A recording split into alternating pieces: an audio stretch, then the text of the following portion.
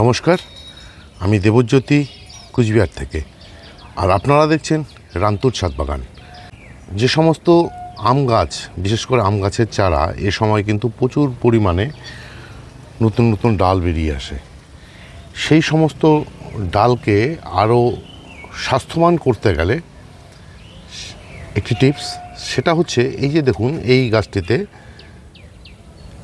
এখানে 3টি ডাল রয়েছে, সঙ্গে পাশ থেকে আরেকটি ডাল বেরিয়ে আসছে।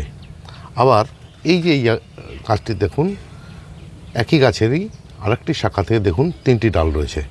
সুতরাং এই যে এই শাখাটি কিন্তু খুব একটা স্বাস্থ্যবান হবে না, বরঞ্চ এ কী করবে, এই যে ডালগুলোকে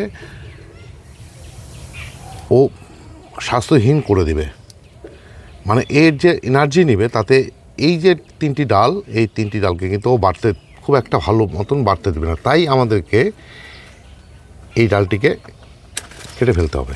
এই যে দেখুন, এখন রয়ে গেল 3টি ডাল। ঠিক তেমনই প্রতিটি গাছের ক্ষেত্রে একই প্রসেস করতে হবে। এই যে দেখুন, এখানে দেখুন একটি ছোট্ট ডাল বেরিয়েছে,